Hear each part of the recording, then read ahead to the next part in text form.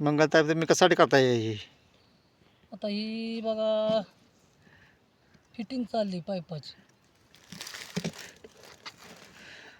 ह्या गोष्टी अशा व्यवस्थित कराव्या लागते त्या, नाहीतर काय मालक बोलले येतंय का बघू मंगलताई तुम्हाला, ती कसं करून दावायचं असतं. त्यांना विश्वास बसला पाहिजे ना आपला, करती का नाही त्यांच्यासाठी करायचं.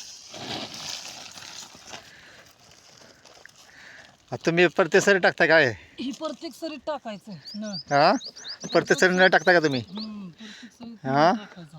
प्रत्येक सरी समोर बघायचं. प्रत्येक सरी फुलं पाडायचं का?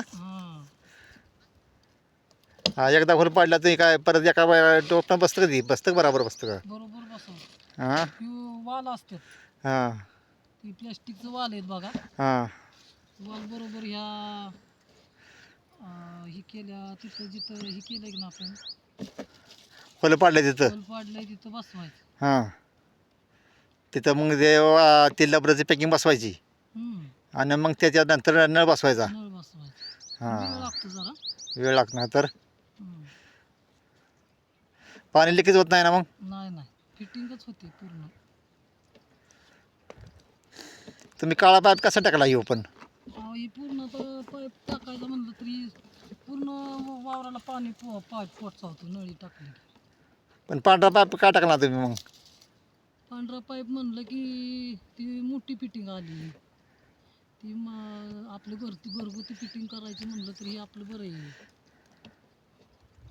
कमी पैशात. हां, हे ऊस तुमचं येणार का मग? यांना आणणार आणणार का? मग हां, ऊस जरा थोडं पातळ दिसतोय बरं का पण. काय वावराची व्हायचं माती बिती व्हायची तपासणी केली नाही. तिथं पाणी व्हायचं हां. म्हणजे अशी 6 महिने पाणी असते, 6 हां. महिने नाही. त्याच्यामुळे भीती वाटते तिथं टाकायला. बरं का, पीक चांगलं आहे बरोबर का? ऊस चांगला आहे तुमचा. छान आहे. फक्त तुम्ही जरा त्याला खत माती टाकावं जरा.